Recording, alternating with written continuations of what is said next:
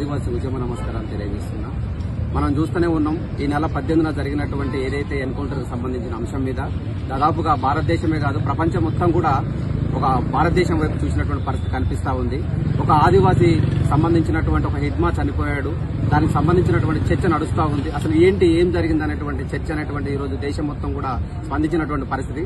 ప్రతి స్పందించేటువంటి గుణం కలిగినటువంటి యూనివర్సిటీ ఉస్మానియా యూనివర్సిటీ కాబట్టి ఇలా యూనివర్సిటీ వేదికగా అన్ని విద్యార్థి సంఘాలతో పాటుగా అలాగే వివిధ దేశంలో ఉన్నటువంటి అన్ని యూనివర్సిటీల విద్యార్థులతో కలిసి ఒక నిజ నిర్ధారణ బృందంగా ఏర్పడి ఏదైతే వాస్తవాలు పోలీసు యంత్రాంగం కావచ్చు, అదే మావోయిస్టు పార్టీకి సంబంధించినటువంటి వాళ్ళు కావచ్చు, ఎవరైనా సరే చనిపోయినటువంటి వాళ్ళు ఎవరైతే ఉన్నారో వాళ్ళ బాధిత కుటుంబాలు ఇటు పోలీసులు కావచ్చు, ఇటు మావోయిస్టు పార్టీకి సంబంధించినటువంటి వాళ్ళు కావచ్చు, ఎవరినైనా సరే వాస్తవాలు అనేటువంటి సమాజానికి తెలియాల్సినటువంటి బాధ్యత ఉంది. కాబట్టి తెలియజేసేటువంటి బాధ్యతాయుతంగా గతంలో ఏఓబీలో జరిగినప్పుడు ఇదే యూనివర్సిటీ నుంచి వెళ్ళినటువంటి చరిత్ర కలిగినటువంటి యూనివర్సిటీ ఉన్నది. కాబట్టి అందులో భాగంగానే ఇప్పుడున్నటువంటి పరిస్థితిని కూడా ఇప్పటి వరకు కూడా ఆ రాష్ట్ర ప్రభుత్వం ఏదైతే జరిగినటువంటి ప్రాంతం మారేడుమిల్లిలో జరిగిన ప్రాంతం ఏదైతే ఉందో ఆ ప్రాంతం నుంచి సంబంధించినటువంటి ఆంధ్రప్రదేశ్ ప్రభుత్వం ఇప్పటి వరకు కూడా కనీసం ప్రకటన చేయనటువంటి పరిస్థితి ఉంది. కాబట్టి వాళ్ళు చెప్తున్నారు ఎన్కౌంటర్ జరిగింది, ఎదురు కాల్పులు జరిగినాయని చెప్తున్నారు. కానీ ఇప్పటి వరకు కూడా దాని మీద క్లారిటీ రానటువంటి పరిస్థితి ఉంది. కాబట్టి